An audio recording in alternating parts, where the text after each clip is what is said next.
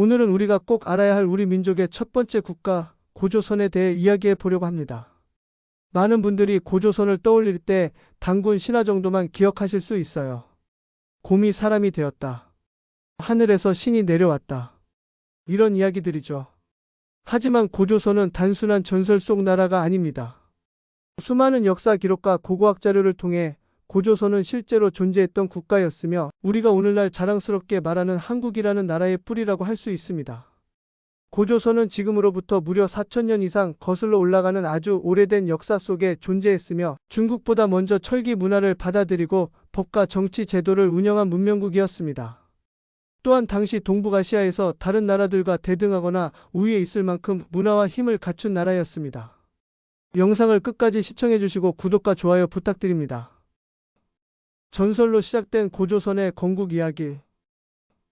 고조선의 시작은 전설과 신화로 전해져 내려오며 그 중심에는 단군 신화가 있습니다. 이는 단순한 이야기 이상으로 한민족의 정체성과 세계관을 보여주는 중요한 문화적 유산입니다. 신화에 따르면 하늘의 신 환인의 아들 환웅은 인간 세상을 다스리기를 원했습니다. 환인은 아들의 뜻을 받아들여 그를 인간 세상으로 내려보냈고 환웅은 천부인이라는 신성한 도구를 가지고 태백산 신단수 아래로 내려옵니다. 그는 신시라는 도시를 세우고 바람, 구름, 비를 다스리는 신하들과 함께 인간 세상을 통치하기 시작합니다. 이때 곰과 호랑이가 인간이 되기를 소망하며 환웅에게 기도를 드립니다.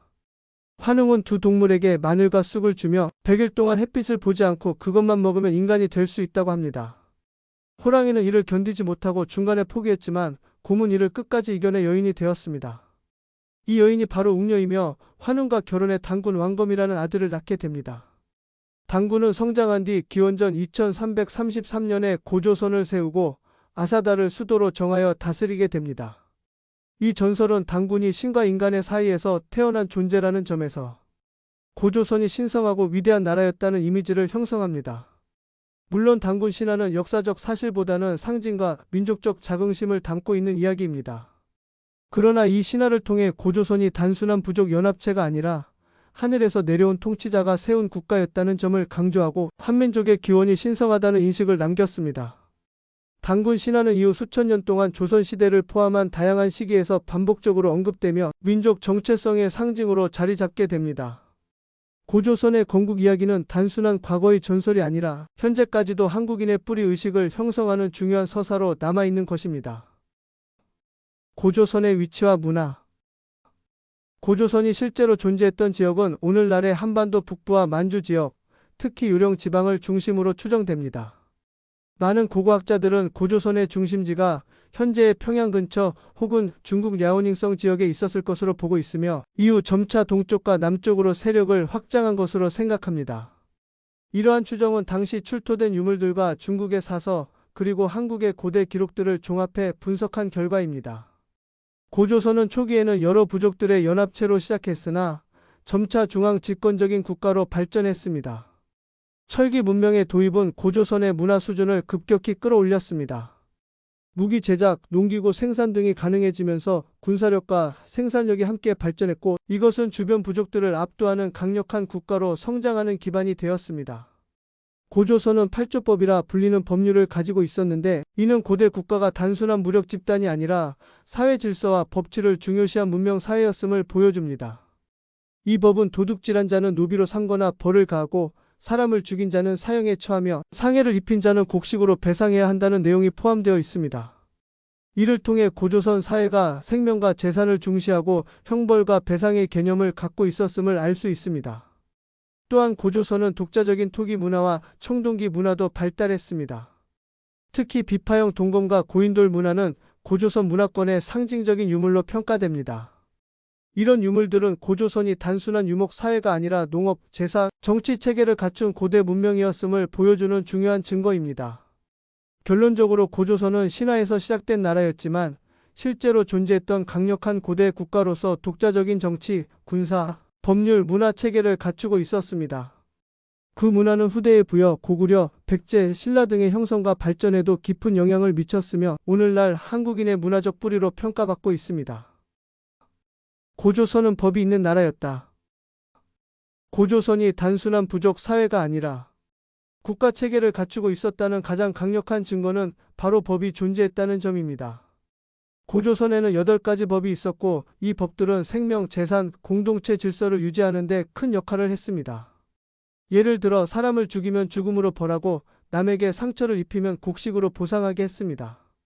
또한 물건을 훔치면 노비가 되도록 했지만 일정량의 곡식으로 배상하면 다시 자유를 줄 수 있었다고 해요.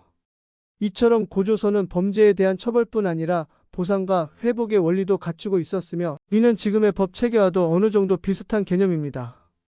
또한 생명과 재산의 중요성을 알고 이를 보호하려 했던 점에서 고조선이 매우 발전된 사상을 가졌던 사회였다는 걸 알 수 있습니다. 이러한 법은 단순한 억압의 수단이 아니라 백성들의 삶을 보호하고 공정한 질서를 세우기 위한 장치였습니다. 이는 고조선이 이미 나라의 기본 틀을 갖추고 있었다는 뜻이며 사회 발전의 수준이 높았다는 것을 말해줍니다. 고조선의 발전과 중국과의 관계. 고조선은 시간이 흐르면서 더욱 강력한 나라가 되었고 주변 부족들을 통합하거나 영향력을 행사하기도 했습니다. 그 과정에서 중국과의 관계도 점점 가까워지게 됩니다. 중국 역사서에는 고조선에 관한 기록이 자주 등장하는데요. 특히 고조선에 기자가 왔다는 이야기가 나옵니다.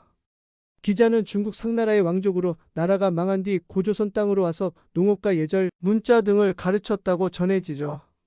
하지만 이 이야기는 후대에 만들어진 전설로 보는 경우가 많습니다. 왜냐하면 이 이야기는 중국 중심의 시각에서 고조선을 그들의 영향을 받은 나라로 보이게 하려는 의도가 있기 때문입니다. 이후 고조선은 철기 문화를 적극적으로 받아들이고 여러 지역과 활발히 무역하며 성장했습니다. 특히 연나라와 같은 이웃나라와 교류하면서 경제력도 키우고 무기와 방어력도 발전시켜 갔습니다. 이 시기에 고조선은 점점 더 강력한 왕권 체제를 갖추게 되었고 중심지 역시 평양 지역으로 옮겨집니다. 위만의 등장과 고조선의 위기. 고조선 역사에서 중요한 전환점은 위만의 등장입니다. 위만은 본래 중국 연나라에서 망명온 인물로 고조선에 받아들여져 국경을 맡아 방어하는 역할을 했습니다. 그러나 시간이 흐르자 위만은 자신의 세력을 키우고 결국 당시의 왕을 몰아내고 자신이 왕이 됩니다. 이렇게 위만이 고조선을 다스리게 되면서 우리는 이 시기를 위만 조선이라고 부릅니다. 위만은 정치적인 실력과 외교 능력을 활용해 고조선을 다시 크게 성장시켰습니다. 특히 중국과의 무역을 통해 경제적으로 성장했고 군사적으로도 강력한 힘을 갖추게 되었죠. 하지만 이러한 성장도 오래 가지 못했습니다. 한나라가 위만 조선의 성장과 독자적인 움직임을 위협으로 느끼게 되었고 결국 고조선과 전쟁을 벌이게 됩니다. 한나라와의 전쟁 그리고 고조선의 멸망. 위만 조선이 강력한 세력을 갖추게 되자 당시 중국의 한나라는 이를 점점 불편하게 여기기 시작했습니다. 고조선은 한나라와의 무역을 통제하며 자신들의 영향력을 넓혀갔고 한나라의 세력 확장을 가로막는 장애물로 인식되었기 때문입니다. 특히 고조선이 한나라의 사신을 억류하는 사건이 발생하면서 한나라 무제는 이를 구실 삼아 고조선을 공격하기로 결심합니다. 기원전 109년 한나라는 대규모 군대를 동원해 고조선을 침공합니다. 이 전쟁은 단기간에 끝나지 않았고 무려 1년 넘게 이어지는 격렬한 싸움으로 번졌습니다. 고조선은 여러 차례의 전투에서 끈질기게 저항하며 한나라 군을 막아냈고 수도인 왕검성도 쉽게 함락되지 않았습니다. 하지만 전쟁이 길어지면서 고조선 내부에서는 점차 피로감과 갈등이 쌓이게 됩니다. 왕과 신하들 사이의 의견 충돌, 자원의 부족, 내부 배신 등이 겹치면서 방어체계에 균열이 생기기 시작했습니다. 결국 기원전 108년 한나라 군은 왕검성을 포위한 끝에 함락시키고 고조선은 역사 속으로 사라지게 됩니다. 고조선이 멸망한 이후 한나라는 그 지역에 낙랑, 임둔, 진번, 현도라는 4개 행정구역을 설치해 직접 다스리기 시작했습니다. 이로 인해 한민족은 수백 년 동안 외세의 지배를 받게 되었고 자주적인 국가 체계를 잃게 됩니다. 영상을 끝까지 시청해 주셔서 감사합니다. 구독과 좋아요는 영상 제작에 큰 힘이 됩니다.